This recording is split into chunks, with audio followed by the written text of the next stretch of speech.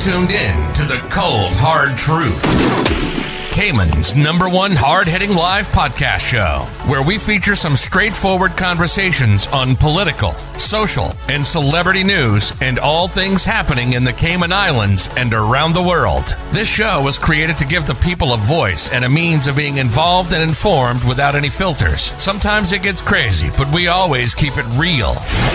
We bring you the tea, piping hot, so grab your favorite beverage and join the conversation via WhatsApp at 324-1612. Email tips@caymanmarlroad.com. Now, here's your host, Sandy Hill, broadcasting live from the beautiful Cayman Islands.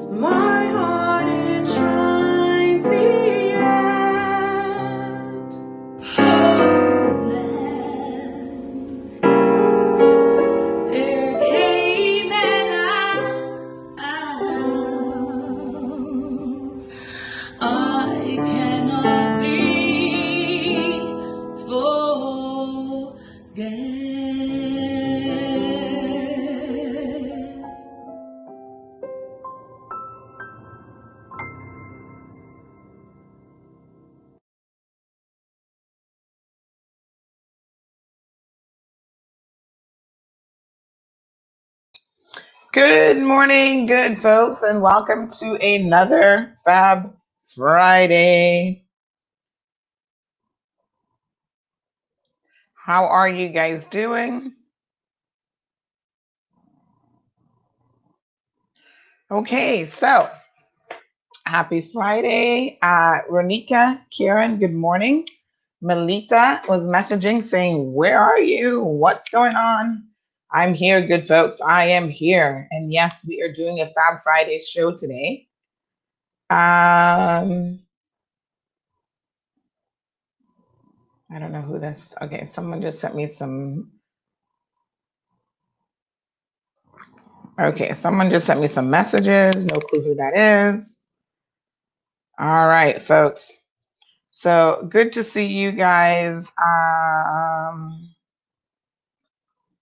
this morning. Just having a quick review of the messages. So as you guys remember, the last time we spoke,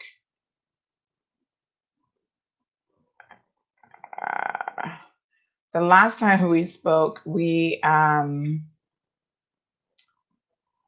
we're talking a little bit about some ministerial shenanigans that had been going on. And of course, we totally missed out on the fact that it was Tech Thursday. So not to worry, next week we will certainly make up for it. Good morning, Jake. Thank you so much for tuning in. So there's a bit of a situation with my knee, which I briefly mentioned a couple of days ago, that I was having some severe knee pain. And, I wanted to kind of see what was going on. It's one of those things that's so Interesting how the human brain works, but we are capable of working with a lot of pain and living with a lot of pain.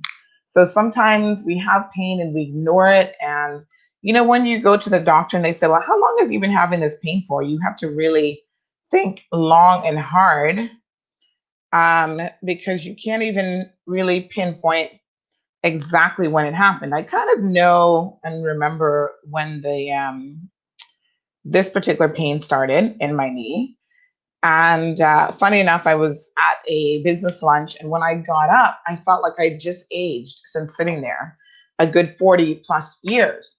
Because all of a sudden, the left leg was like really sore, and I was like struggling to walk.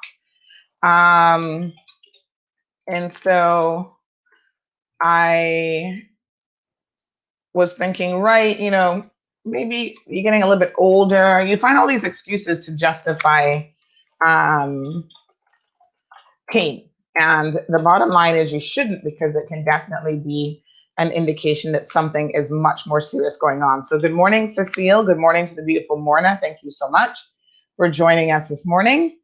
So yes, it's one of those things that, I was a little bit concerned about, and then the pain wasn't getting any better. So sometimes we'll have aches and pains and we think, okay, this is part of life and we're getting older and let's just roll with the punches. And we all know the things we need to do. We need to lose weight. We need to exercise more. We need to eat healthier. All of those things that we have been told over and over and over again that we need to do. And sometimes it's so challenging to actually do them. I actually have a little bit of porridge sitting here this morning in my daughter's. How about this? It's apple and cinnamon porridge, or oats. And I'm going to try to force myself to eat that, because oats is like the hardest thing in the world to eat. I don't know how many of you guys actually enjoy eating oats, but it's difficult. Good morning, Olivia. So I just chalked it up to, you know what? I'm probably just getting old. But then I thought to myself, no, something is really wrong here. Like when you're having pain that is that distinct from what you had before. It wasn't a gradual pain. It wasn't like, the week before I was feeling old. All of a sudden, it was kind of like within the space of a couple of days. So I finally got an appointment. I went to the doctor yesterday, and big shout out to the folks over at the HSA. A lot of times we give them flack, and sometimes it's well deserved, trust me. However, there are times when we need to also, give them a big shout out for the wonderful job that they do, because it's got to be hard. And I've always said this. Working as a healthcare professional, whether you're a nurse, my apologies, or a physician, I think nurses sometimes have it super hard because they're really there day in and day out on the ground with patients, having to deal with the nitty gritty of everything that's going on with their patients. And so, I couldn't imagine doing their job, quite frankly. They have so much that they have to do.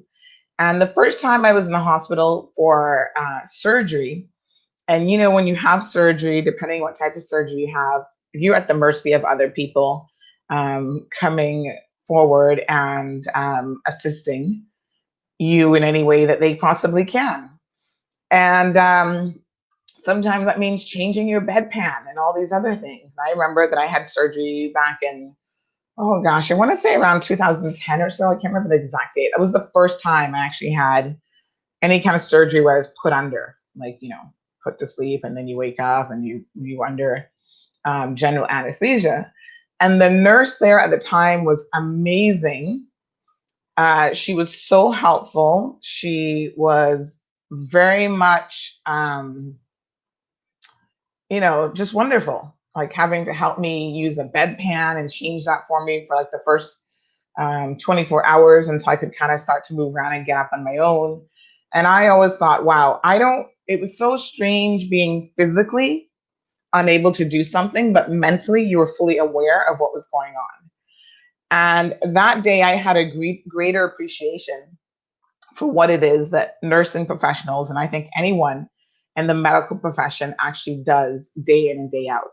So back to the story about my knee. So I went to see, big shout out to the HSA. So I went to see the orthopedic surgeon, and he did an initial assessment and kind of, they maneuver the knee and do all sorts of stuff. And so now I have to get an MRI done on the left knee. So he thinks that I may have a torn meniscus, is what they call it. And the, what do you call it? The MRI will allow him to make a fairly good judgment call on whether or not that is actually what I have.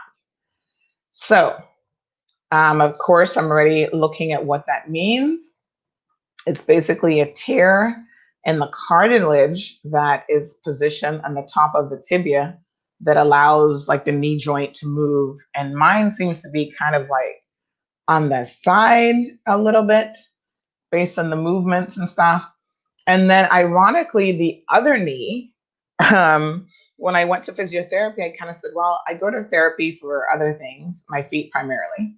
And I said to her, do you mind maybe just kind of, maybe it's like tightness in the leg or something.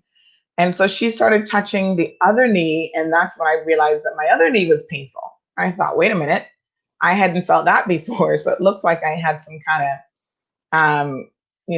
generalized pain in that knee. And it hadn't been diagnosed or recognized by myself because I actually wasn't touching the knee. And had I actually touched it and kind of put any pressure on it, I would have felt it. So the short of it is I didn't have a show last night because my knee was just really killing me. And he finally gave me some good meds, which I took the first one last night. And I was just tired. I wanted to get to bed. So this morning, I'm not feeling too bad. Thank you guys so much for those of you who've been inquiring and sending me messages on WhatsApp. And the reason I'm not feeling so bad is because I have actually taken some really powerful anti-inflammatory drugs. So, the prescription stuff is way better than trying to take over-the-counter Advil. And you've got to take it with food. So you can't mess around with this stuff because these things will tear your stomach apart if you're not careful. So good morning to Miss Ruth, Miss Joy from Texas, Olivia, Selena, thank you so much for tuning in. So yesterday we lost a Caymanian who unfortunately, was one of our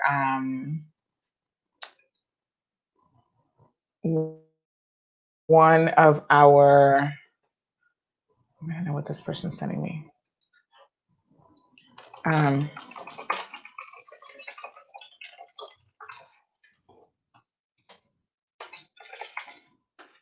Okay. So,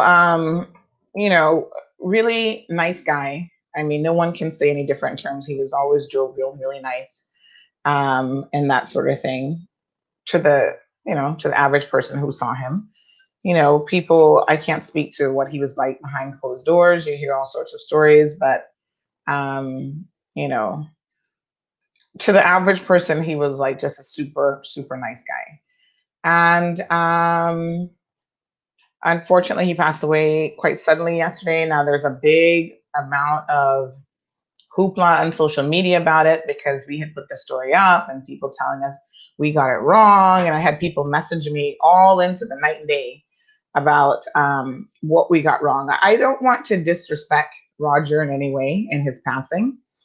And despite what people think, only in the Cayman Islands do you put up a story like the reason why someone has died, an alleged or suspected overdose. And people get so up in arms about it. I mean, read the news every single day, folks. CNN, BBC, Jamaica Observer, Jamaican, every single newspaper, when they publish an individual's death, they normally put a suspected cause of death, especially if they were someone that was well known in the community. Even if they weren't, a person has Alzheimer's, a person, this or that.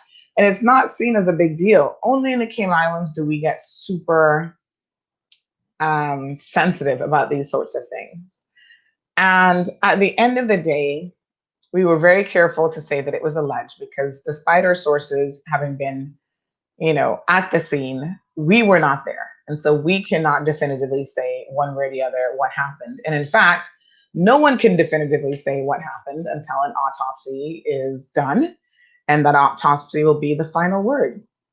Despite that, there would be key indicators of what could have potentially happened to an individual at the time of death. Let's take a couple examples, right? When Michael Jackson dies, when Christine Brown dies, daughter of Bobby Brown and Wendy, what was her name? Bobby Brown and oh gosh, I can't remember her mom's name now. And of course, her mom is way more famous than Bobby Brown. Whitney Houston. You always hear, okay, suspected drug overdose because there was drug paraphernalia found at the scene. And that's normally how these things go in terms of why the police might say something very, very early on. It's not meant to be disrespectful. And I think people really need to move away from this thinking that you're trying to disrespect their loved ones simply because you say, an alleged cause of death. Suspected suicide.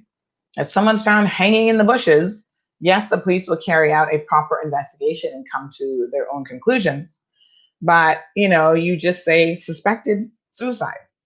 And that's just what it is. And I'm not trying to, and I don't want to belabor this point because I know that the family is hurting and any sudden death is a shock for sure. And I suppose in a small community like Cayman, we wish to pretend like certain things just don't exist. So Renika, absolutely correct. Roger was a really nice guy. And in fact, I saw him last when we were covering the story of the old time Caymanian house. That was being moved from Georgetown to the Bordentown Heritage Site. And he was involved in that. But, Cayman is a very small place. And I think if we needed to be honest, most of us will know that we all have demons and our demons come in different shapes and forms. So there are a lot of people who struggle with things in their lives, and it doesn't necessarily make them a bad person. If you're struggling with drug and alcohol addiction, that is a real struggle that will be there for your entire life. And so there's a lot of people in the community who may very well know about your struggles. It's not a secret. And in fact, the irony of it is most people in this community don't hide those things at all.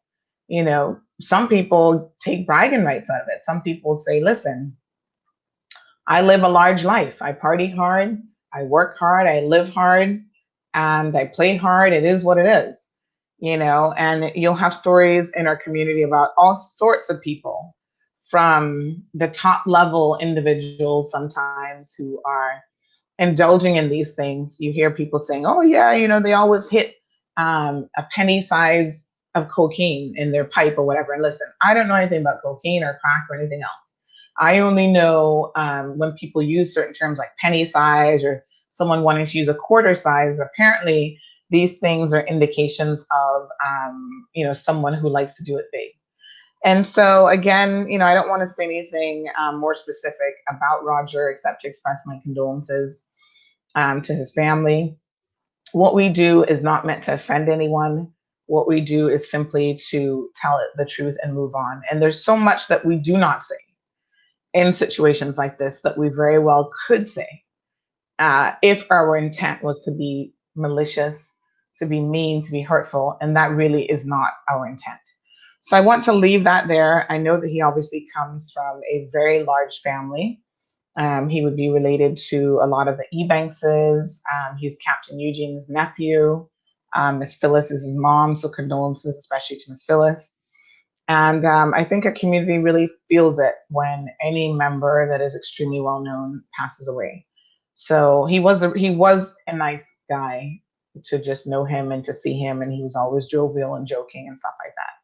And I won't forget, because the last conversation we actually had, like I said, was at this house move. After they had successfully moved the house, he came up and we had a little chat and a few words, and he was telling me, about his involvement in that and what he had been up to. So let's just keep it moving this morning. But there's always that elephant in the room sometimes when we do a show, when we do a program, and at the end of the day, you cannot not address it. So we have addressed it, and we shall move on. Being in the news business and doing it in the way which we do it, which everybody knows, the foundation upon it is the cold, hard truth, or the unfiltered truth. So, we're not in the business of pretending that something doesn't happen. And someone actually messaged me yesterday and they said, there's so much that happens here that I would have no idea that it's happening or that it's going on in the local community if it wasn't for Cayman Mall Road, because there are other entities out there who simply do not publish anything that relates to us as Caymanians. And it's kind of interesting because, yes, Cayman Mall Road announces death announcements or someone is ill or not doing well. As you guys recall, when Mr. Bernie had his heart issues, Bernie Bush, Representative West Bay, he had his heart issues, and we were, promoting and discussing different things at the time. But my apologies, that came up as a point of conversation. And of course, at the time, we expressed and put the story out there. Nobody would have ever really known. And then after we did it, then the Compass jumped on and said, "Oh, I guess this is a newsworthy story. Let us do it as well." It is what it is. And media has changed. We've had this discussion just up until Monday with some of our media experts. Media has changed around the world. It has changed in the Cayman Islands. Do we sometimes make people uncomfortable? Yes. Do we push the envelope? Yes. Is that wrong? We are taking a model that actually is done in most places around the world. And Cayman just is a little bit late to the game. So I'm not claiming to be doing things that are like earth shattering and no one has ever done before.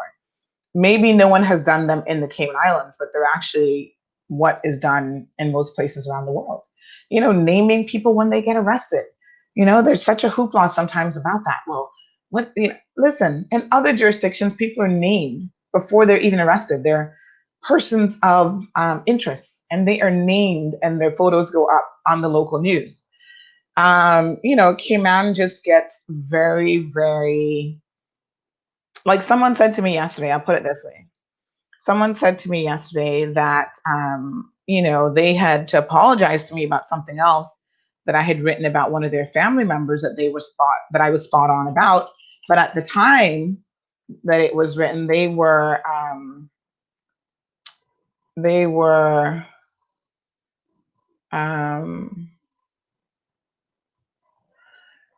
were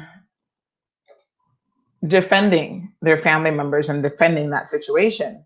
And they came back to me yesterday in light of, some of the messages that they had seen on social media, and indicated that at the end of the day, we get a lot of flack, but they said, "Sandy, even in that situation, you were spot on about what has transpired.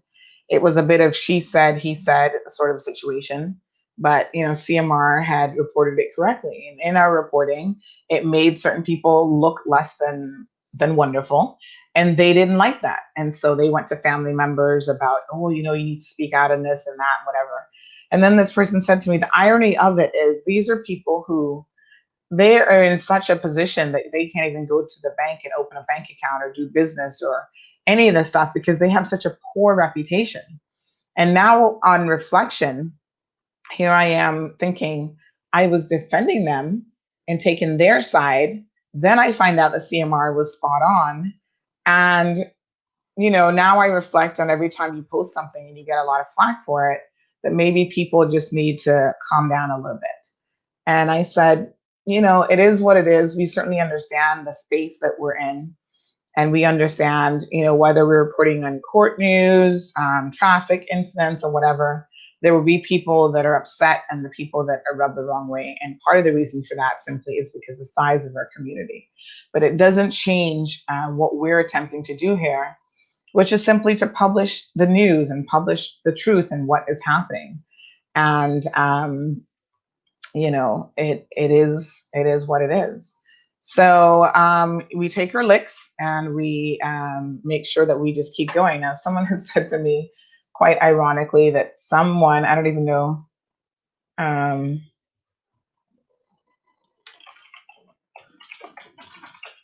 don't even know who this Chris person is, but someone said some guy named Chris is like being critical of us. So I don't know who Chris is. And sometimes you hear these comments and you see these things and you don't even give them life. You're just like, who cares who this Chris guy is? I've never even heard of him in my life before.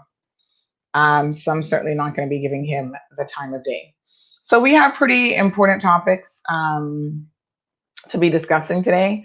So first of all, I want to do some congratulatory wishes to Misha and Corey. I know I mentioned to you guys yesterday that I was heading off to a wedding, and it is my pleasure. Let me just make sure I can pull up this photo here to actually send out congratulatory messages to them. It was a beautiful ceremony, and it's so nice to see young people getting married, young people, believing in love. There are times when we get a little bit older, we see so many of the divorces and the sinister side of things that I think we forget that, being youthful and being in love and all of these things are just absolutely wonderful things to be involved in. So while I'm waiting on that photo to come up, let me do a quick shout out as well to the CARICOM new youth ambassadors. So well done to these young people here who have done a fantastic job of are starting now to represent our beautiful islands. And they've appointed the new youth ambassadors, Zoe Connolly Basteo and Jarrell Belafonte. So Zoe is the daughter of the chief officer, Dax Basteo. Of course, the name would sound familiar. And Jarrell Belafonte is a civil servant. So congratulations to both of them for being appointed in their new roles. And I'm sure they will accomplish wonderful things during the next year and during their tenure. So well done to those young persons. FAB Friday, so lots of good news coming in today. And like I said, we also wanted to send out congratulatory messages to Misha and Corey, who tied the knot yesterday, and we're wishing them an eternity of happiness. And, they have started a new chapter in their journey together. So we all will remember young love. We've all been there. Even some of us, middle age, older, are still experiencing fresh and renewed love. And of course, this is wonderful. So this is a beautiful picture of the two of them. And I think there's wonderful things ahead in their future. And we will certainly wish them all the best. So good morning, Miss Miriam. Thank you so much for joining us. The beautiful Miss Miriam is here. And what else has been going on in our community? A lot of people are concerned about, some of the things that came out of the press briefing on today's Friday. They normally have it on Friday, but this week it was on Wednesday.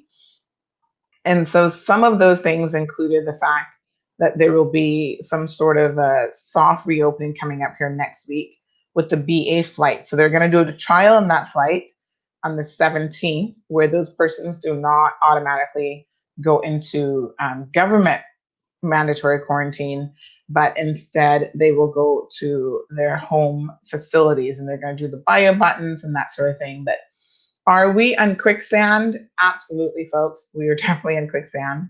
And there's no greater reminder of the fact that we are on quicksand than the fact that, we've had several new cases out of the batch that have come in that have been in quarantine. And not only have we had several new cases, but we have actually had individuals, or one person, one lady apparently, who was permitted to leave the facility only to then find out that she had tested positive and they had to run and get her back. Now, that is concerning. It certainly makes me very concerned. And should we be worried? Absolutely. Am I thinking we're opening too soon? Absolutely. Will the government listen to that? Absolutely not. They feel like they have to give it a try. We'll see. Time will tell. Time will be in the pudding.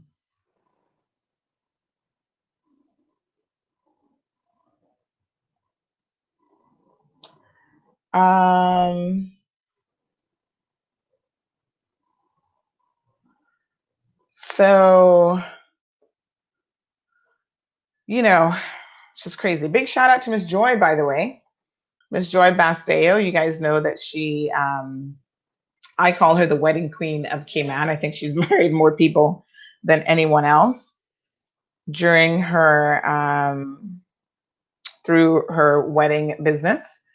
And Miss Joy was the person who, at Simply Weddings, and I love the name Simply Weddings, she married Misha and Corey yesterday. So she has a really wonderful facility there. She's in relatively new facilities. She does all sorts of weddings in Cayman. If you want to do it like at a location at the beach, she has like a wedding chapel there that you can do it at as well. And she knows what she's doing, which I think is the most important thing to get the job done. And she makes it, she works with a lot of vendors and she makes it a wonderful experience for the bride and groom and their friends and family. So thank you, Miss, for the things that you do and the services that you offer to people who are looking to get married. So a couple unusual things that we've been receiving. So big shout out to the Big Fish tournament, which is on this weekend. So if you want to get some information about this, please contact either the Angling Club. And this is, this fishing tournament has been on for a number of years now. And it really does a fantastic job in terms of providing a means by which a nonprofit organization can profit from this. So they have a fishing tournament. It's a couple days, and then they're going to do like a weigh-in and so forth for the anglers. So it was delayed because of COVID. So they were originally slated to have it, and then it was delayed, and now it is back on for the weekend. So if you'd like some details on this, folks, it is the Burger King sponsored Cayman Islands Big Fish 2020. And it's 2 days worth of fishing. That's going to happen tomorrow, which is Saturday and Sunday, with over $55,000 in cash and prizes to be won. And the entry fee is $200 per boat. And they're going to be raising funds to benefit the YMCA. And as you guys know, the YMCA name is recognized around the world as an organization, a nonprofit organization that focuses on the youth. And we do have an arm of the YMCA here providing activities for our young people. So if you registered in March, because remember that's when it was postponed, you're automatically registered now. So there's nothing that you have to do. And new boats can register until today at 7 p.m. So they're going to have daily weigh-ins between 4 to 6 p.m. each day. And the prize giving will be on Monday, the 14th at the Harbor Grill, Grand Harbor at 7 p.m. Check out the website, bigfish.com, for additional information. And of course, some of the corporate sponsors, because they need a big team to put together an event of this magnitude, includes Hurley's Media, Augier, Home Gas, Coors Light, The Best Dressed Chicken, Kirk Marine, Rubus, RBC Bank, and Pepsi. So big shout out to all of those corporate entities who know the importance of coming together as organizations to really do something positive for the community. So again, that is the BK Big Fish Tournament 2020. It's back on this weekend, folks. So go out there, catch all the fish that you can. I loved the last time a few boats had come in right before they decided to cancel it because of the COVID situation. But a few boats had come in, and some of the women who were participating were catching some pretty decent fish. They were impressive. I must say that I was very, very impressed with their catch. I was like, wow, that's a big fish. Like you hear, oh, a fish is like 20 pounds. You think, oh, that doesn't sound that much. But then when you see the fish, you're like, whoa, that's a big fish. Now, speaking of fishing, this photo was sent to me a couple of days ago by a concerned citizen who said to me, Sandy, even if someone took this haul during conch and lobster season, surely this is excessive. Now, I don't know what size boat they went on and how many people they had on the boat or whatever, but how many lobsters do you think are in this photo? Like I was trying to count them, and this is a lot of lobsters. And this made me uncomfortable because in my mind, I'm just like, do we have no limit to what we're willing to do to the environment? So I can tell you what, there's one lobster in the far left that looks really huge. His tail is big. So he's probably, the grandfather there, but we've got at least 1, 2, 3, 4, 5, 6, 7, 8, 9, 10, 11, 12, 13, 14, maybe 14 or 15 lobsters here. And again, I can't recall off the top of my head all of the stipulations in terms of how many lobsters per person on a boat or whatever. But I mean, look at all of the beautiful conch. Now, I like a good stew conch just as much as anybody else. And I'm obviously aware of the fact that we are getting conch from the sea. But at the same time, I think that there's such a thing as going overboard and maybe being a little bit excessive in your endeavors. You're overfishing, you're over, taking from the environment. And there is something really wrong with that. So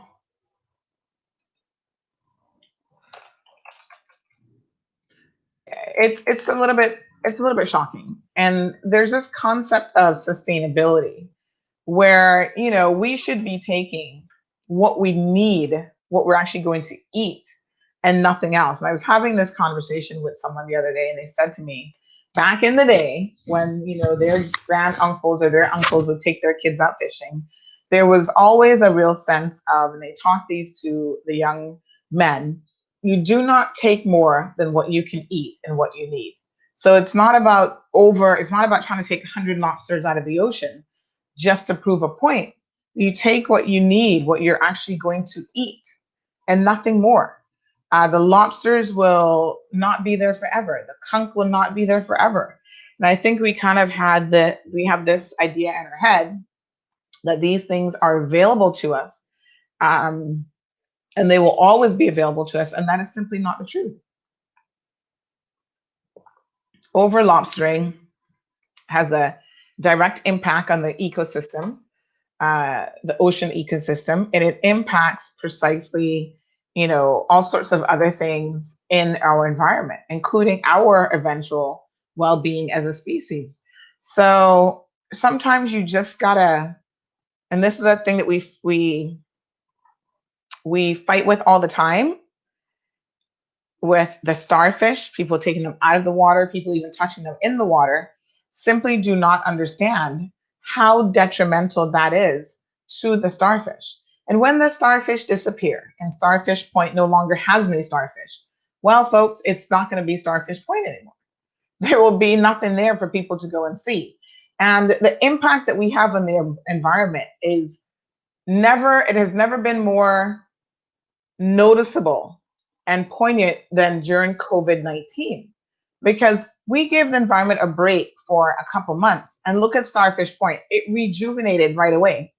And then the first thing our people did when we were permitted to revisit was go and grab up the starfish again and taking photos to post on social media. And it's just like, why? Mother Nature got a little bit of a breather from us, a break, and we are at it again. It's just crazy. So Susan has some thoughts on this. She says there's a take limit during the open season for 3 spiny lobsters per person per day, or 6 per boat per day, whichever is less. Anyone who possesses more than 3 lobsters per day or allows another person to take more than 3 lobsters per day from Cayman Waters also commits an offense, November 29th, 2018, and her source is the Cayman Compass. So let us say, for the sake of argument, that on this person's boat they had, so it's 3 lobsters per person per day, or 6 per boat per day, whichever is less. So you shouldn't have any more than 6, essentially, no matter how many people you have on a boat. And listen, when I tell you that in this photo, there are definitely way more than 6 lobsters here and way more than 6 conch. And I don't know what the limit is for conch, but at the end of the day, my gosh, this is just really excessive. Now, could this have been multiple boats? Maybe multiple boats went out and then they all, got together and put all the conch together and decided that it was a great idea to put a kid in front of this photo and, take this picture, because this is the kind of thing that we want to be promoting and having our young people believe is okay. Really sad. Miss Darlene, thank you so much for joining us from the UK. Ms. Darlene says it'd be very interesting to see if this person was within the law.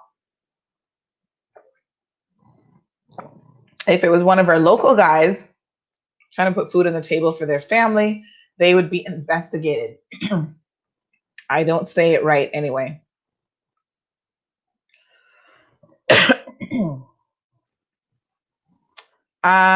Good morning, Daisy, Andy. Nothing has changed since yesterday, and we did address it at the beginning of the program. The story will be, just to clarify for Andy as well, the family did send us by way of another family member some information that will be placed in the story regarding the situation where they said that he was on some sort of prescription medication and also taken an inhaler because he had been having difficulties breathing. So Andy, that will be provided by way of an update in the story. The story never specified what kind of an update or anything else, but Andy, go back to the beginning of the show because I don't really want to belabor this conversation, but we did address it already this morning. Andy, you gotta get up and get in here so that we can make sure we cover all of these topics. Now listen, folks, imagine you wake up on Wednesday morning and you go outside to your vehicle and you see this. What would you do? Well, I would probably be in such a state of shock and dismay, but this is exactly what has happened to someone living in, let me just confirm where they are living. I think this was somewhere in Georgetown. They woke up on Wednesday morning to find that all of the tires on their vehicle had been stripped. Red Bay. So can you imagine? Wow, this is crazy. Not good. And it looks like, is that a wood, like a piece of a tree or something that they've got it propped up on? So some poor person had to experience this. And whoa, this is very discouraging. People are stealing things in Cayman and taking things, and sometimes you have to wonder why. Like, it just doesn't make any sense. Speaking of vehicles that are kind of out and about, someone sent us this one and said that this had been down by Public Beach for a number of days. It looks like someone ran into the pole and then just abandoned the vehicle. Drunk drivers, I guess. Running from the scene of the crime, as though the police can't probably check CCTV footage and get registration details and track them down. But anyway, there you have it. One more for you. Remember a few months back, I want to say that this was back in, oh gosh, when was this? This was, well, it's definitely been over a month. Remember there's a vehicle that, I don't know how it ended up down by the water, across from west of Lighthouse Restaurant. But it was all the way down by the water. And we had posted some pictures of this because it was such an unusual like area for a vehicle to end up. And it's a bit of a mystery on how the vehicle got down there. Obviously, it got down there because somebody had one too many to drink. But how they managed, I don't know. But can you see the vehicle here? All the way down by the ocean? Well, guess what, folks? That vehicle is still there. Can you believe it? Yes, that vehicle is still there over a month ago. And someone said they're a bit surprised considering the fluids, the oil, etc., that are in the vehicle.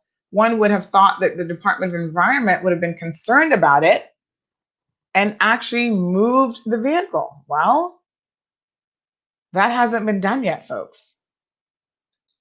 So we'll post that up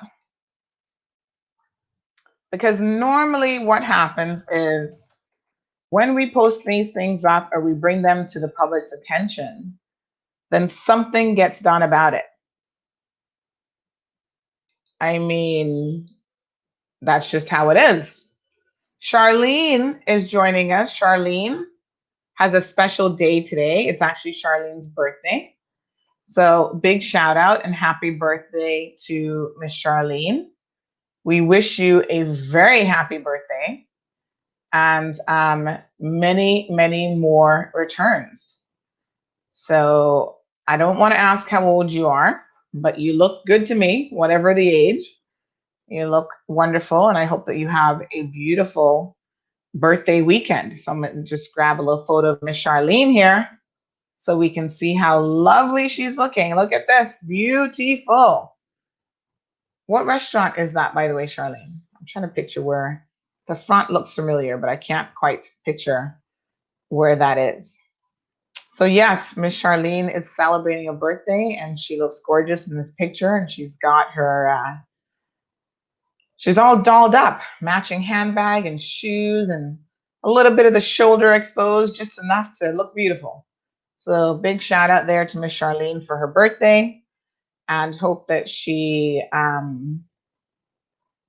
enjoys it. She loves roses or tulips. So if you know Miss Charlene, go give her a rose, go give her a tulip, and we are wishing her an absolutely wonderful birthday. So yes, Andy, very, very sad situation, and nice guy, and we did address all of that. So Miss Daisy is here. Daisy, thank you so much for joining in. Daisy says it's time for car alarm. My gosh. Remember back in the day, I'm sure you guys might recall this, there was a point in time when we all used to have those vehicular locks where you, oh gosh, what is it called again? You put it like across the steering wheel and then you locked it. And that was good enough, because if somebody was trying to steal your car and they can't drive it, they can't move the steering wheel, well, the car wasn't going to go anywhere. Now, Daisy's right.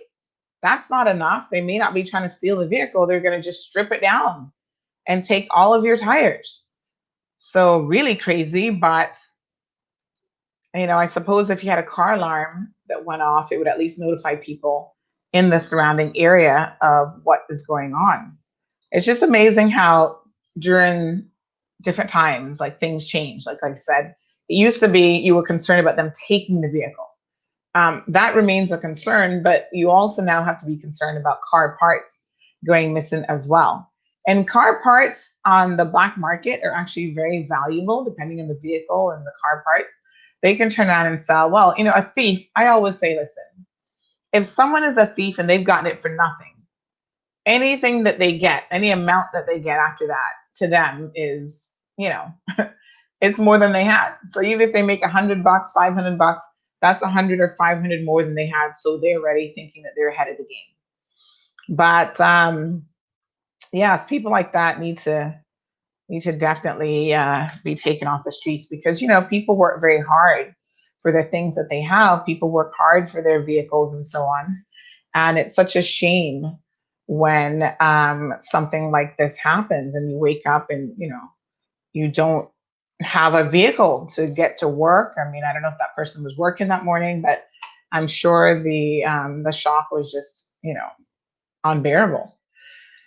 So someone just private messaged me asking for the registration details for the fishing tournament this weekend. So I'm going to put those in the link for you in the comment section. So please, if you're interested in the Burger King, the BK Big Fish 2020 tournament, which is back on this weekend, you can do that. You can also call Len at 916-1059 for registration, and he will get you sorted out. So thank you so much to the person who asked that question. Now, speaking of sometimes getting things done, I want to thank the person who brought to our attention yesterday the fact that the RCIPS was taking at least a week to get your police clearance certificates sorted out. That sounds like an exorbitant amount of time. And this is if you do it online. I don't know if doing it in person is any quicker. But we reached out to the RCIPS, and I want to thank Mr. Derek Burns for being responsive these days. We used to have a little bit of an issue with him, and I've now determined that it was probably his PR employee who was creating this perception and this issue. Because since she left, Jacqueline Carter, we have had no issues with the RCIPS, which is beyond interesting. And so not only have we had no issues with him, and when I say issues, I mean in terms of him responding to media queries and clarifying different things that have happened. He is more than responsive. And so a big shout out to the RCIPS for that.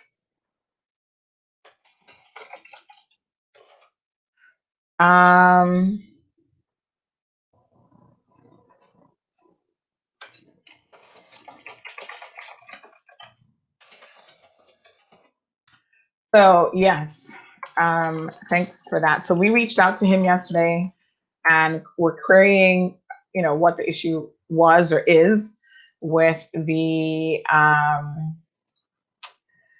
registration or the police clearance certificates. And he basically said that he checked into it because he doesn't know. Listen, he's running an organization, and I totally understand. He's got hundreds of employees. He doesn't necessarily know every single thing that's happening, that's going on. So he was able to confirm that, yes, there is an issue. And in fact, it's far worse than the person who had indicated a week or 7 days. It's actually like a 2-week backlog that they are dealing with. And as a result of us bringing it to his attention, and as a result of the query, he was going to be allocating 3 additional staff members to that area. So look at that. Isn't that wonderful? So again, you speak up. People don't always like it, but you speak up and you get things done. So there you have it as a direct result. And I mean, it was actioned immediately by the RCIPS once he became aware of the fact that this delay, this backlog was actually happening. So kudos to them. So it's going to take them, I'm sure, a little bit to get caught up. They are hopeful that by the time, they're able to clear the backlog, they can at least get to a turnaround time of about 5 days on the police clearance certificates. So it just appears to me that there's so many people applying for them that they were just not ready for that. And naturally, they have to do their proper due diligence in terms of the information and making sure that they're giving an accurate police clearance certificate. So speaking of court, we'll be around court today doing a few things, doing some research and so on. Let me just do this real quick.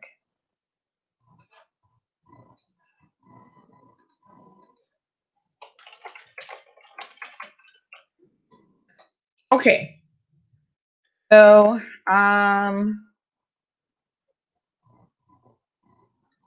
Yesterday, we reported on a situation with the fake, alleged fraudulent driver's licenses. And I did speak to some persons after the show who had had their driver's licenses confiscated. And they shed some additional information on this from the perspective of the person who held the license. So one lady claimed that, listen, she did everything right as far as she's concerned. She took her written test, she took the driving test, she paid the fees, and so she does not know why 3 years later her driver's license was confiscated. I don't know, and I know that the ACC has the Anti-Corruption Unit or Corruption Commission has the case. It is an active case. Once they have it, they deal with it. The police no longer have any investigatory powers as such once they hand the file over. So the ACC is still dealing with the matter. Now, we know that only one person from the DVDL, which is a driver's licensing department, has been arrested, and that is Kimberly Bolt Riley Lee McLaughlin. She's had a few names. So someone said, make sure you clarify, because there's more than one Kimberly out there, that it's Kimberly Bolt Riley, and I think she had another name as well. But at least that should give you enough information to know precisely who she is. So she was working there, and they have alleged that she was involved in a scam whereby people were obtaining driver's licenses and not having completed the relevant steps to legitimately have the license. Now, it's interesting because I thought about this and I thought, is it a situation where the persons involved did not realize or did not know that they were actually getting a license and not completing all of the steps? Well, having thought about it, that is a possibility. And I know sometimes we say things like, these people are hoodwinking us. There's no way, they must have known. But so far, the people that I have spoken to have all been foreign nationals. And I tell you why this piqued my curiosity. English isn't their first language. Even me speaking to them and asking questions, it was a little bit challenging to ascertain if they fully understood what I was trying to get at. So one lady was like, yes, I paid $25 and then I paid another $75. I said, okay, but the payment of money here isn't what my sources are saying is the issue. The issue is, did you sit the written test, right? Did you pass the written test? And if so, did you then go on and pass and sit or do the practical test, the driving test? So I had to ask the question a couple of times before I could get a response of a yes or no. And so that led me to believe that if this person doesn't understand the process of obtaining a driver's license in the Cayman Islands, could it be that the DVDL staff, right, were not necessarily working in cahoots with these individuals, but that they were actually simply taking their money and shortcutting the system in terms of what was required? So I don't even know that there's an allegation that money was being paid under the table or anything like that. I'm not really hearing that. It's just that they're saying that those persons did not properly complete the respective components required to get the license. So they didn't do there's no results in the system of them having done a driving test, as an example. And so I do kind of wonder if there could be some sort of a mistake here, not on the part of the DVDL staff, because obviously they're supposed to be the ones who know the law. They're supposed to be the ones who are knowledgeable of, this is what you do and this is what you don't do. But if you come in here as a foreigner and you don't really know what are the steps to convert even an overseas license, right?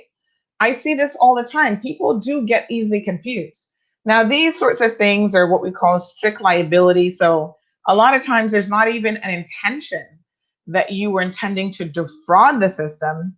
It could just be that by your actions, it was a reality of what happened. So one guy produced his receipt, and again, people are thinking, oh, you're trying to say that I didn't pay for my license. Well, that's not true, because here's my receipt. I've seen the receipt.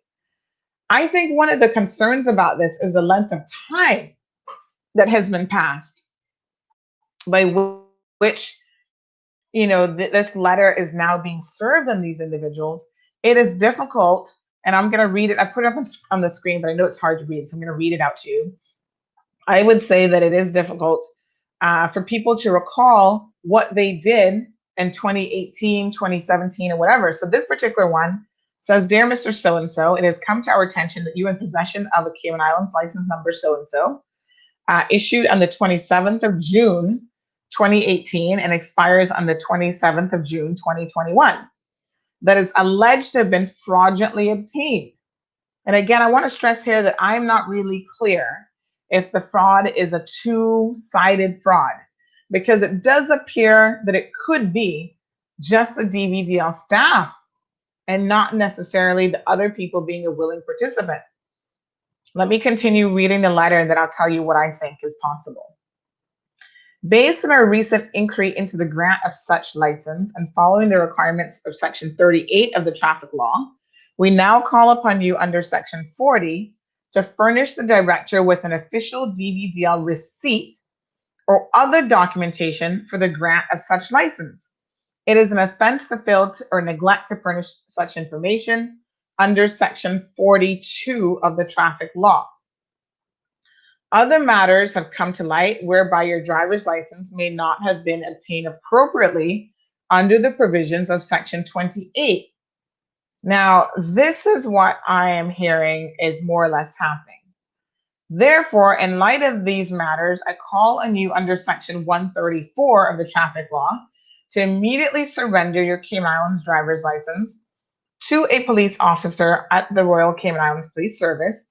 Any refusal to surrender your license, your driver's license, the police or the Department of Vehicle and Driver's Licensing has the power to seize such license and take possession of it. Now, this letter was dated June of 2019. Can I tell you that it was not actually delivered on the person until just a couple of days ago? So why did it take over a year, 14 months, for someone to get a letter saying that there is potential fraud concerning your driver's license and that you should relinquish your license? So my understanding is the police had these letters from June, and they hang on to them for that much time until now, and they're finally getting around to serving them. I find this to be quite shocking and unbelievable. So on the 27th of June, 2018, when this person got their license, they still have this receipt showing that they paid $125. So they paid the full 3 years for the license, which is Group 2. And then they had the Geneva conversion Group 2, which is another $50. So in total, it was $125 that they paid on that particular day. But the allegation again is that they may not have, it's not so much a question of non-payment. It is more of a question of, did they actually do the required steps? Sorry, let me just reopen this document here. Did they actually do the required steps in order to get the license? And that is what is being alleged, is that they may not have taken the driver's test, etc. Now, they're in the middle of an investigation. This Kimberly girl, she was arrested. When was that, by the way? Let me just have a quick look and I can tell you. Let me see when she was arrested. I want to say it was 2017, like October, right? So there's no explanation as to why the police are now just delivering these letters. But what I want to say, if you find yourself in this situation and You actually haven't done anything wrong. Maybe they're still investigating. I mean, I don't know. But you can actually go back in and renew your license, right? Despite the fact that you've had to relinquish a license. Now, I know that sounds strange, but I have verified this, and there'd be nothing stopping you from renewing your license. They're just saying that particular license is an issue.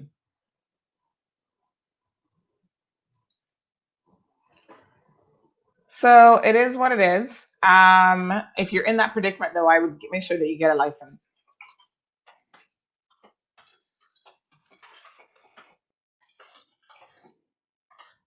All right, folks.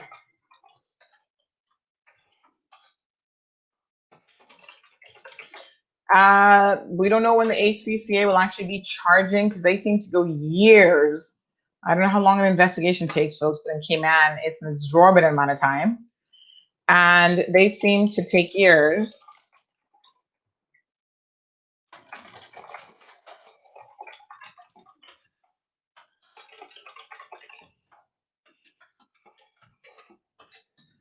To conduct their investigations and to decide to charge people.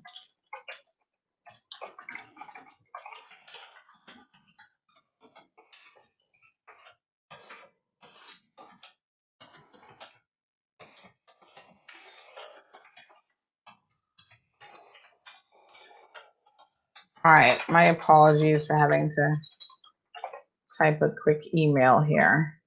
So yes, it's a bit of an unusual situation. But when things like this happen, and I want you guys to tell me what you think, because I do think this is a very interesting argument. People always say to me, well, the person who received the benefit, they're equally to blame or equally criminally responsible, or as we would say in law, criminally culpable in the situation as the civil servant. And in fact, it is a offense for any member of the public to entice a civil servant. So if you try to bribe them with money or whatever, that is a criminal offense. I think the problem with a situation like this is that we don't actually know what transpired here. And like I said, I find it so strange that the few people that I've spoken to, number one, are foreign nationals who don't necessarily know a whole lot about the procedures for obtaining a license. So is it possible that they showed up at the counter and they're like, okay, I had a driver's license in Honduras, in the Philippines, wherever, and I'm here now to get a Cayman license. Here's my driver's license. And then the Cayman staff, being lazy or whatever, decide to say, okay, we're going to just charge you and issue a license, but never bother to make sure that you took the written test or that you took the driving test or whatever, and they just gave them the license. That's entirely possible in a situation like this. And the person would have accepted the license, not knowing or not realizing that, hold on a second, you can't do that. So now you, the customer, are trying to tell a civil servant how to do their job. And if you don't have the requisite knowledge of what's required, you can't tell somebody how to do their jobs. So it is a very unusual situation. And I honestly think that that is probably more of what was going on here. Civil servants just being lazy, taking the money into the government coffers, because we don't know enough about Kimberly's case yet, right? But there's another young man at DVDL who's not been arrested, but he was let go for a similar situation. But I don't know that there's any allegation that the person getting the benefit really knew anything about it or even paid like an additional fee or anything to get the benefit. Because then you could argue, well, yes, you were trying to bribe a public officer, which is obviously a criminal offense. And if that was the case, some money exchanged hands under the table or whatever, that may not have happened here at all. So what you have are lazy civil servants deciding to not follow procedurally what should be done, or if they did it, they didn't input it in the system. And so the DVDL system has no record of the fact that someone took the driver's test. Because I asked the young lady yesterday, did you take the written test? She said yes. Did you take the practical driving test? Yes. And you paid for it? Yes. So where's the fraud? We will continue to monitor this situation, folks. Sophia and Alice, thank you guys so much for tuning in. Miss Sue, thank you so much. I did get to see an orthopedic surgeon yesterday. And yes, Dr. Pecos, and he did a few things in terms of just an initial assessment, but he does definitely want me to get that MRI. So I do have to make a call this morning after the show to ensure that I can get in there. And, you know, an MRI is like a type of x-ray, right, folks? And they're going to see more details of what is going on with this knee of mine. So torn meniscus is suspected, but cannot be confirmed until the MRI is done and reviewed. So it's entirely possible, apparently, to tear your meniscus in more ways than one. So, you know, the knees get such underrepresentation, like the feet, like our feet. You know, so many of us do not take care of our feet. We don't get them massaged and looked at until we start to have issues, right? But boy, those knee joints are really, really important. We put stress on them from walking, running, climbing, bending, everything we do.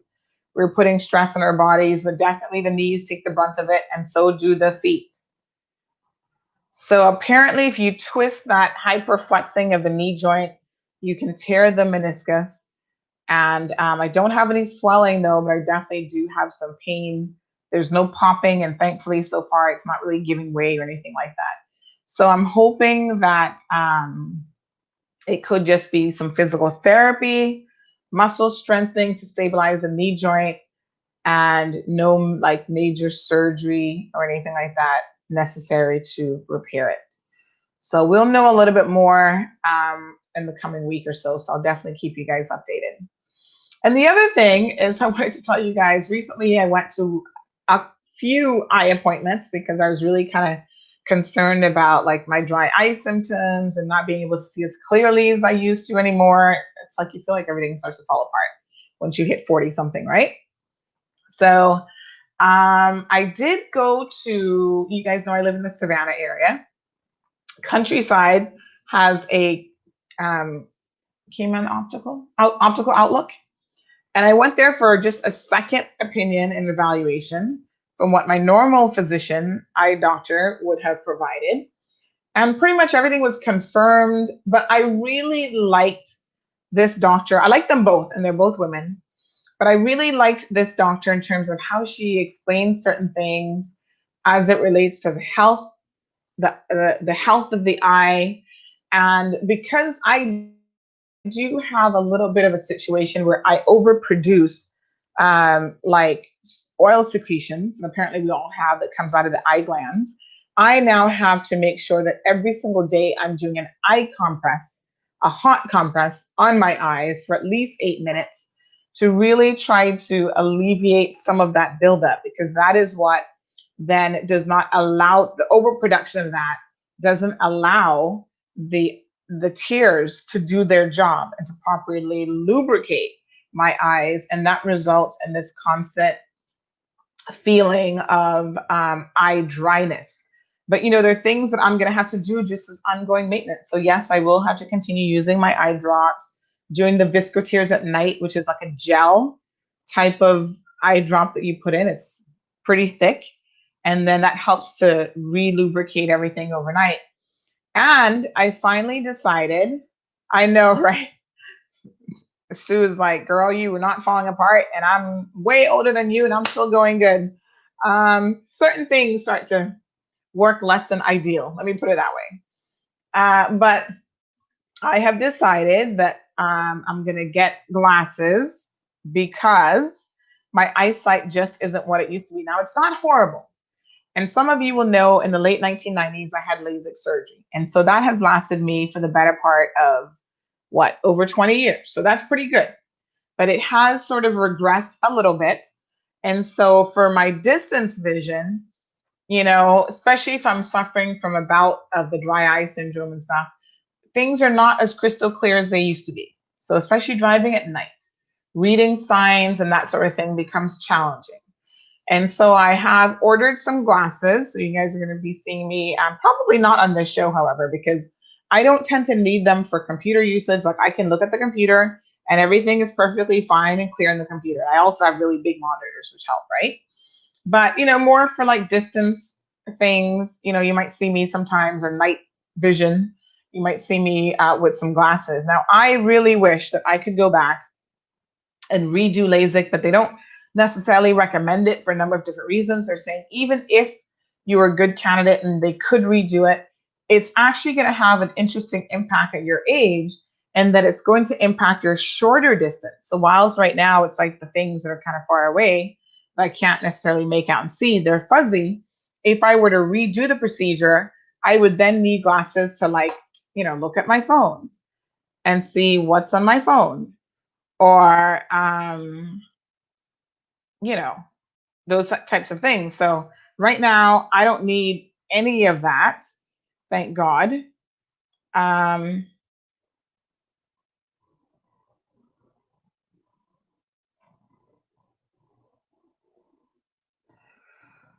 so yeah, I can read the phone perfectly fine.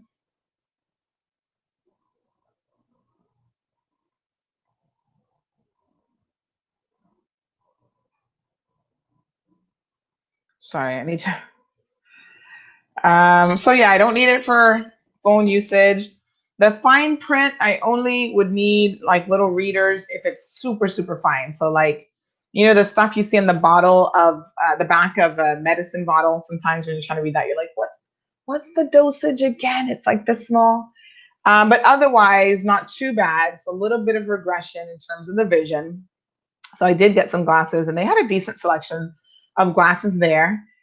Prices were pretty decent. And you know what? For the month of September, normally they do like this back to school special. For the remainder of the month, their lenses. So if you do need a prescription, it's going to take you at least a week to get in there. But give them a call or take in your prescription, because lenses are actually 50% off. So that's a pretty good deal.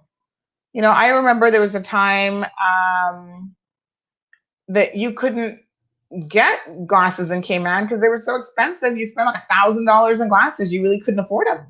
And you'd have to order your prescriptions overseas. But yeah, they've improved. Not too bad these days. So check it out. Go and say hi to the folks over at Optical Outlet here in Country Corner, which is right across from Countryside. Great job there. And I can't even remember the lady's name, but she is wonderful. And big shout out to Dr. Mauve. She has an Irish name. I think it's Doherty, who is normally who I go to as well. And I do like her also. So all sorts of findangling new equipment at this one here in Country Corner, where they don't have to keep moving the thing in and out. It's like automated from the computer, and they just kind of flip it and switch it and that sort of thing. So yes, folks, you'll see me with some glasses. I do have an allergy. I sound like a hot mess, right? But it's really not all that bad. I do have an allergy to metals, anything that has too many alloys in it. So I can't wear costume jewelry because I'm one of those people that would like break out and stuff. That's why a lot of times you don't even see me with a whole lot of jewelry. Plus, I don't really like a whole lot of jewelry. But so even glasses, when I first got glasses, I was not aware of this allergy that I have. And it was eating away anywhere that the glasses touched my skin, like nose and hair and hair. It was eating away at my skin. So literally I was like going bald in my 20s when I used to wear glasses on the sides. And it would be worse like if I went out and I exercised and I got sweaty, because my sweat mixed with the metal, the alloys, and it would just erode my skin. So I'm pleased to see that there are so many decent options now of plastic frames. For those of us who cannot do metal, we definitely have a lot of options when it comes to plastic. So thank you to whoever designs these glasses out there. making the options available in plastic. Kudos. Good, good. So very, very pleased about that. So Cayman is going to have a soft reopening. Let's go over some of this before we run out of time this morning. So this is what happened on Wednesday as a result of the press conference. So now government has said they've carried out over 36,347 PCR tests. And let us be very, very careful and to clarify that those are not individual persons. So it's not 36,347 persons. It's 36,347 PCR tests, which means some people are retested. Yeah, a lot of people are retested, actually, I've discovered, because some banks during COVID, once they start to reopen, they retest their employees every 4 weeks. So once a month, they get retested.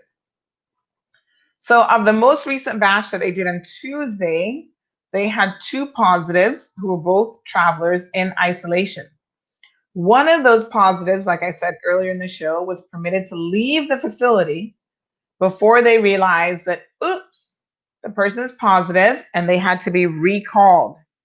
No bueno, folks. Not good.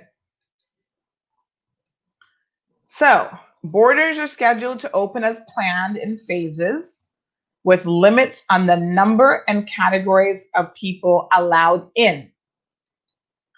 Phase 1 will start on October the 1st. So the minimum quarantine period will remain at 14 days. So remember last time they were talking about this, they were going to reduce it to like 5 days or something. Oops. They put the brakes on that and they realized that that's a dangerous idea. And I can start to feel my knee a little bit now. The meds are probably wearing off already. They're supposed to be once a day, but I don't know. The minimum quarantining period is going to remain at 14 days with a negative PCR day test done on day 15. Cayman Airways and British Airways, which are the only commercial airlines allowed to fly repatriation flights into and out of Grand Cayman, that will continue. So remember, British Airways is now doing fortnightly flights, which basically means like every other week or whatever they're going to be coming in, yeah? Private aircrafts are also allowed to fly in, provided they have the necessary permissions and follow all government established protocols.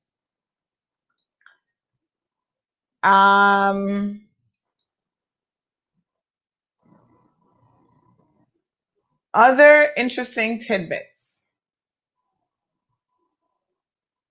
They have done a total of 2,516 antibody tests. That's roughly 3.9% of the population. 61 were positive for the antibodies, and 34 were who were positive on previous PCR tests. 6 were contacts with previous positives, and 8 had traveled history, and 10 had no travel history. So again, just to remind us that the difference is the antibody test is testing whether or not you've ever been exposed to the virus that causes, the novel coronavirus that causes COVID-19. So you may have never taken the regular PCR test, but if you take the antibody test, it shows that your body has some level of antibodies in it because at some point you had it. You may not have tested for it, but at some point you actually had the virus.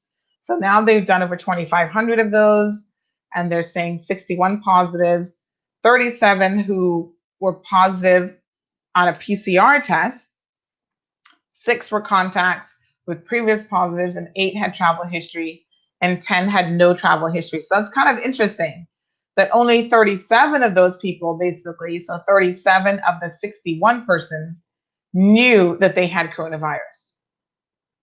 Very interesting. So 10 days ago, remember we had that one positive. So there's been no further, again, that was an individual record who came in. So that person was placed in isolation. and they've since had a negative test several days later.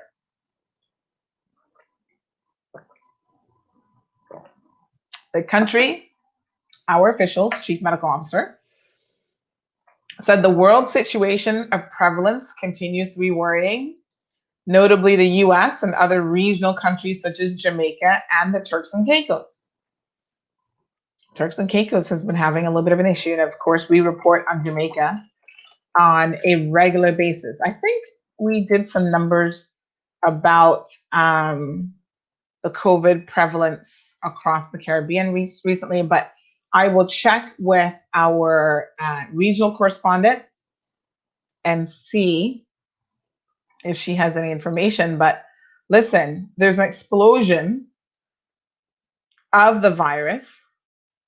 And in fact, there's an article here. We'll do a little update on this, but they're struggling with it in Turks and Caicos. Seriously. So the US, not so much TCI. I don't know how many people we have coming in from TCI, but they're a regional country, so that's why we keep an eye on them. But the US and Jamaica, a large portion of our visitors, transient people come from those two locations. So that's why that would be a particular concern. So the premier also spoke about this phased reopening. Again, air travel on Cayman Airways repatriation flights or the BA Airbridge flights between London and Grand Cayman. Our ports remain closed to cruise ships for the remainder of 2020.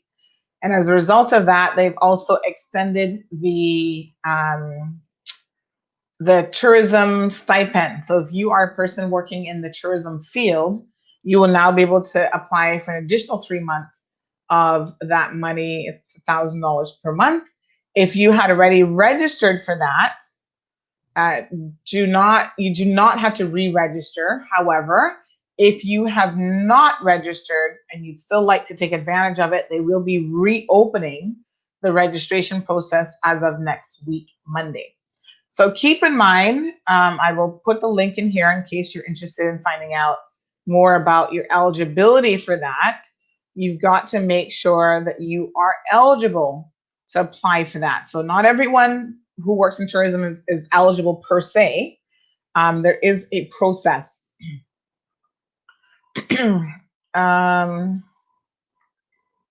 So we have over globally 28 million cases now of COVID-19. We are pushing to over 900,000 deaths. That will go over a million, no doubt.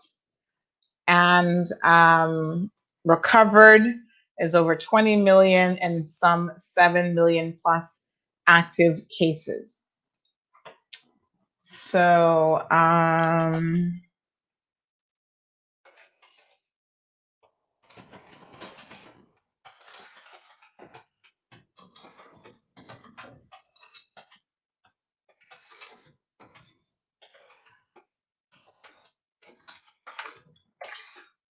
all right, very good.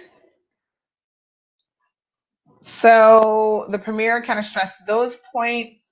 They're going to have some selected people to participate in a program on September the 17th when that flight comes in. This is going to be the BA flight coming in on September the 17th.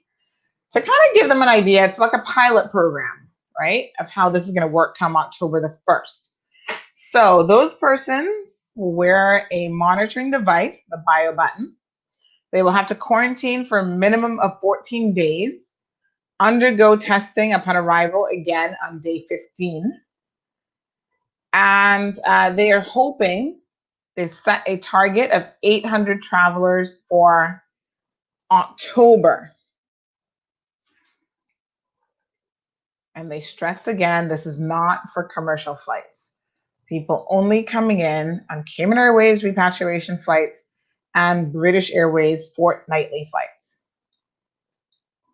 So categories will extend of people who are allowed in will extend beyond Caymanians, permanent residents, work permit holders and their families, and will now also include people who own property in the Cayman Islands as well as persons looking to live and work here for an extended period of time and other approved visas.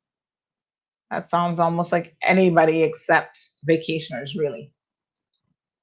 So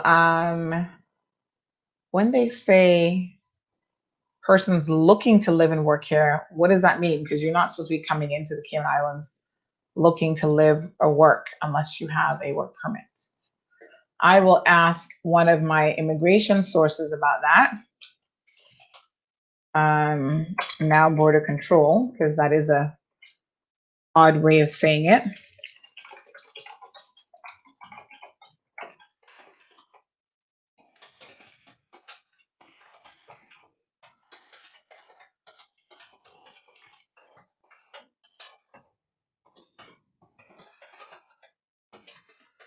Okay.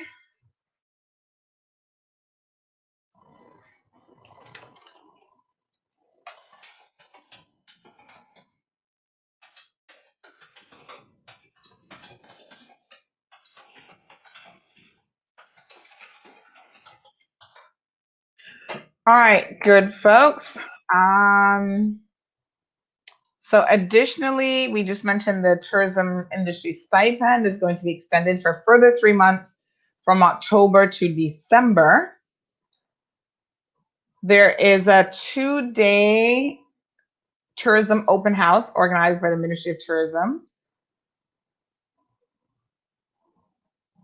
The governor spoke, and he is hopeful that, this home isolation of 14 days with these additional safeguards is what he calls a sensible evolution in the COVID-19 risk mitigation. So in other words, going from 5 days isolation to 14 days, they think is going to help. I think there's some logistical things. Obviously, they said they're going to be doing random spot checks at people's homes and stuff like that. Interesting. If I have a home here, how do I ensure that, I've got all my food and all my other things ready where I don't have to be going out to restaurants? Am I allowed to call in for delivery? How is the home isolation really going to work? And what are the rules, in terms of how home isolation, like, are you allowed? Somebody said, well, can I have my friends over? And I'm like, I'm pretty sure that goes against the whole home isolation thing, because you are, until you've been given all clear on day 15, you are potentially exposing other people. So that doesn't quite sound like that makes any sense. Anyway, we, I guess, might get more information on how this is going to work. We'll see. But if the government accidentally lets someone out who tested positive, I'm not feeling too confident at this time. Ms. Joy, when a person is placed in quarantine while staying in a government facility, visitors are prohibited. An electronic device will only monitor the person as opposed to amen. Ms. Joy, this is precisely what I was saying. I did not even see your comment, but you and I are on the same wavelength, honey. That's my exact question. How will that be handled? Random visits, you may not be, if I just come back from the UK and I had an ex-boyfriend here or someone I'm looking for a booty call, I'm pretty sure that the government officials who are doing random checks are not going to be coming at my house at 1 o'clock in the morning when my booty call baby friend or whatever might be coming over. So there will be a lot of missed opportunities for a person to, potentially abuse this home quarantining situation. This will only be as good as the people that you are trusting to do the right thing. And unfortunately, we know that people are not trustworthy. They will lie, especially some of our North American friends, because they've proven it before when they were falsifying their test results for entry into the Bahamas just because they want to go visit their properties or take a vacation, right? So I would not trust them as far as I can throw them, as their folks would say. And God knows I can't throw them at all, especially with a bad knee. So some good news from the Honorable Joseph. Lillian says, Sandra, stop it. I'm just saying, the facts are the facts, folks. Minister Joseph Hugh said that the Cayman Islands Center for Business Development has officially opened, and they're trying to help small businesses viability through advocacy, business counseling, training, and increased access to financing. Kudos to them. They have a residential business incubator that will house up to 12 startups for a period of 2 years free of charge to them. Might need to go check that out. To reduce the number of fees incurred by businesses, Cabinet has now waived the liquor licensing fee in the sister islands for September 2020 and on Grand Cayman to enable similar arrangements, waiver of licensing fees for September 2021 for those who already paid for 2020 on August the 31st. So people are still reminded that for music and dancing, there is a limit, a maximum limit, whether it's outdoors or indoors, of 250 persons. Now, someone sent me a picture of some event. I can't remember what it is, so I don't want to say incorrectly. And it was pretty clear that that event had over 250 people. It was jam-packed. So folks, let's try to still, I know we're level 2 minimum suppression. We're all the way like at the bottom, we're getting there, but let's just try to continue to adhere to some of these minimum standards that we still have in place. The Department of Vehicle Licensing has online services. Please ensure that you use those, because I went there the other day to pick up a document, which reminds me, after this show, I'm going to end it a little bit early because I do have to go back there again to get my driver's license, which I applied for during COVID. I renewed it online. And for me, the online process was easy. I had no issues at all. And in fact, one of the things I should probably do this morning before stepping out, because once you get on the road and you start running errands, it's like, forget it. Your day goes to hell in a handbasket. You've got so many things to do. The things you need to do on the computer never get done. So I've got 2 business licensing. One is for an elderly client, and one is for myself that I need to renew today, or not today, but this month. And today, Fabulous Friday, no better time to do it. So I'm going to get it done. And yeah, but I'm going to try to do that before I get on the road, because once I get on the road, it's like next thing after the next thing. And then I'm home tonight at 8 o'clock. And then, I don't always want to get back in front of the computer, right? So I think I will do those 2 things before I go. But I must say, I want to take my hats off to both the Department of Vehicle and Driver's Licensing for their online portals. It's fairly simple, easy to use. You make your payments, no problem.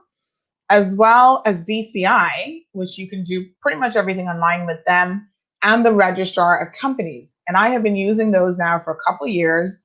And I must say that I have not had any issues with the systems or portals of any significance. Like once in a while, it's a little glitch. You send them a message, hey, this is what's going on. They action it and they sort it out. So big shout out to DVDL and DCI, the Business Licensing Department. So traffic congestion, of course, is back in full swing. And we all now can remember why COVID was a bit of a break for everyone. I mean, the COVID traffic was beautiful. You could drive from Savannah to town and be there in 10 minutes, 6 o'clock in the morning, 7 o'clock in the morning, 8 o'clock in the morning, no traffic. Now we are back to bumper and bumper again. We need to do a song. Somebody needs to write like a calypso or reggae song or something about the bumper, meaning the traffic bumper, not your back end bumper. All right, so Lillian, yes, I don't think the BA employees they go straight into quarantine, so they're not roaming about, but they go straight from the plane into quarantine and then back from quarantine onto the flight. So it definitely limits the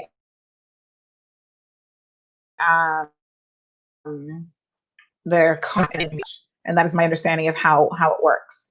I'm not sure about the Cayman Airways employees, though. That's a good question that I could certainly put to them in terms of how they are handling those individuals who obviously live in the community. And they are now going to be traveling more on these repatriation flights, bringing in people who potentially could already be infected by the time that they're on that plane.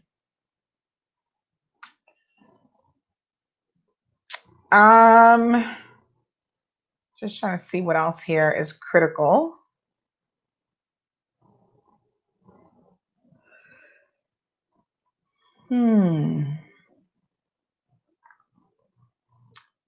Okay.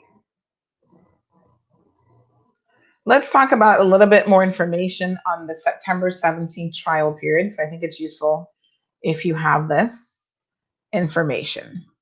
So what they're going to do with this phased border reopening trial is they're going to take travelers from 20 to 25 households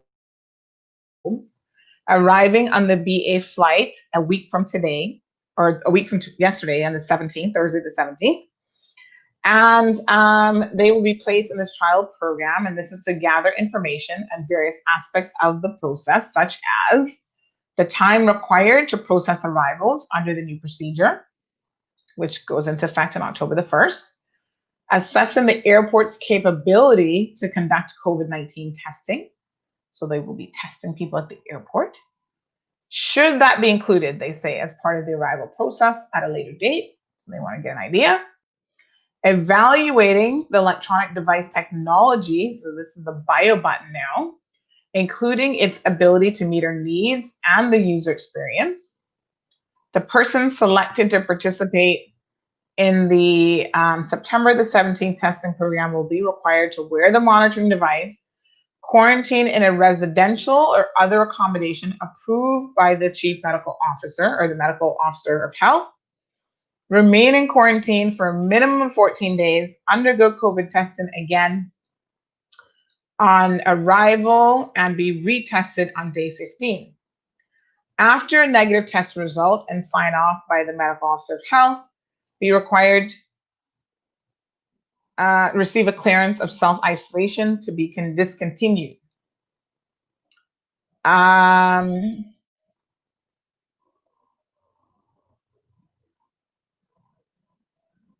Okay, so let me clarify this. Because we will not be allowing a shorter quarantine period at this time, the use of a bio button, as previously mentioned, will not be needed.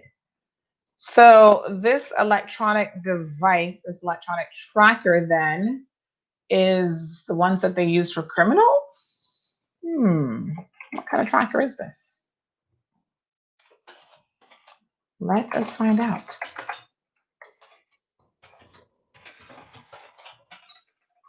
We will get to the bottom of this one.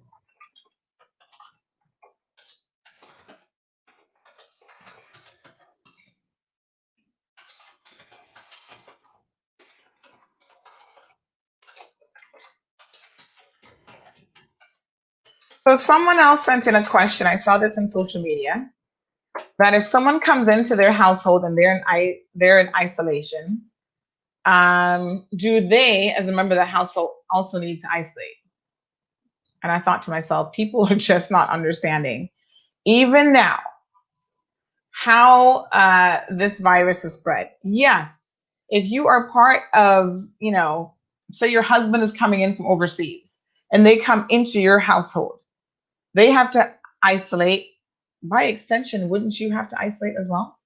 It wouldn't make any sense for you to be exposing yourself to them, kissing them, hugging them, whatever, and then you're going out in public. They might as well be going out there too. The way that the disease is transmitted, everyone in that household then becomes part of the quarantine bubble. You got to be quarantined. So, there's some people who are high risk and they're thinking, oh yeah, I want my husband to come back, but they're diabetic, they have a high risk condition. You might find, and I don't know what sort of questions are being asked by the chief medical officer, his staff, whatever, but you may find that those are the types of questions that they will ask you to determine whether or not someone that you wish to come back, return to the island, will be eligible to do so. Because they could be putting their own family members at risk. And certainly you would not want to do that, right? So I would caution people to be very, very careful about jumping the gun simply for the sake of wanting their family members to come back. I get that you miss them and you want them to come in, but do not do so at your own peril and at your own, well-being, basically. Doesn't make a whole lot of sense to do that.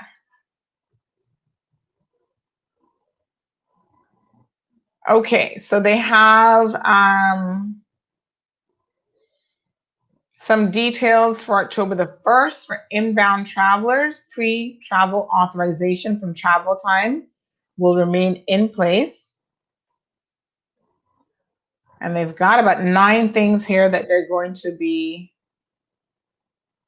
doing. So we'll go through those today. I don't want to inundate you with all this on a Fab Friday. I feel like you've already had enough information overload. So guess what? That's it for today. Another beautiful day in the Cayman Islands. The weather looks fantastic out there. I'm going to go out there and get just a tad bit of sun. And,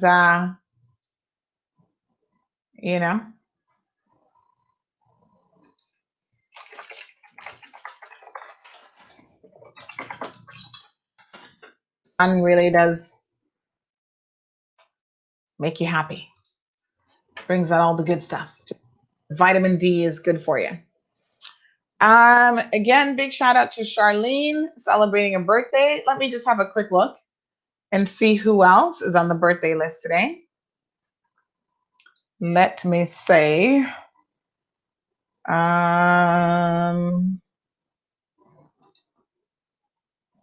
we have the following people celebrating a birthday. By Franken had yes. Woody DaCosta had a birthday. We have Mitzi Scott. Happy birthday, Mitzi. Pamela Fowler. Happy birthday to Pam.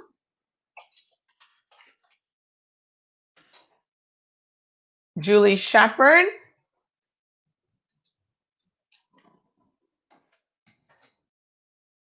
Eddie McLean from and you guys know Eddie. Glenitha Ross. Eddie is he's a member of the gun club, and he is all one of the catches the most iguanas on this island. He is very proficient at that. I mean, sometimes he posts a photo of like hundreds of iguanas. We haven't seen too many lately, Eddie, so keep at it. I hope that the government will continue to have that program. Brenda Lee so celebrating a birthday today.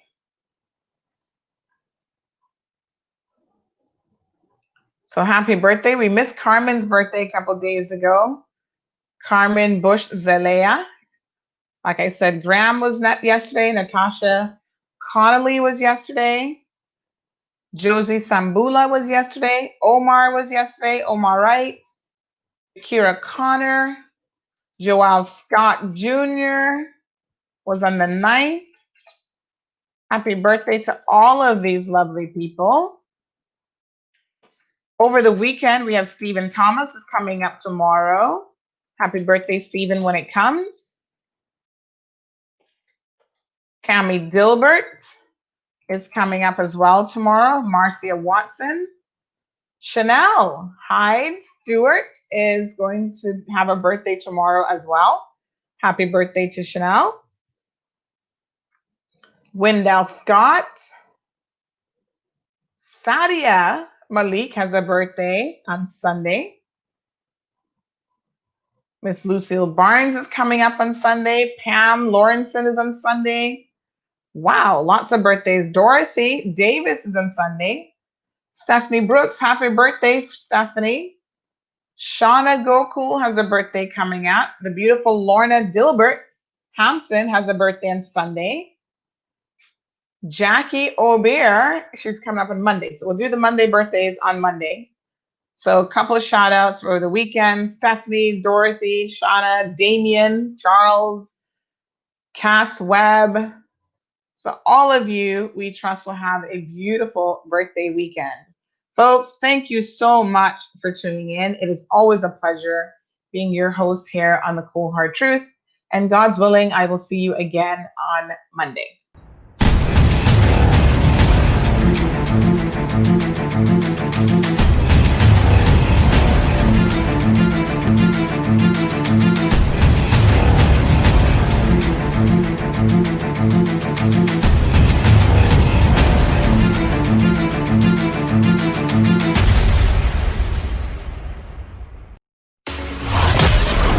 Thank you for tuning in to another edition of The Cold Hard Truth.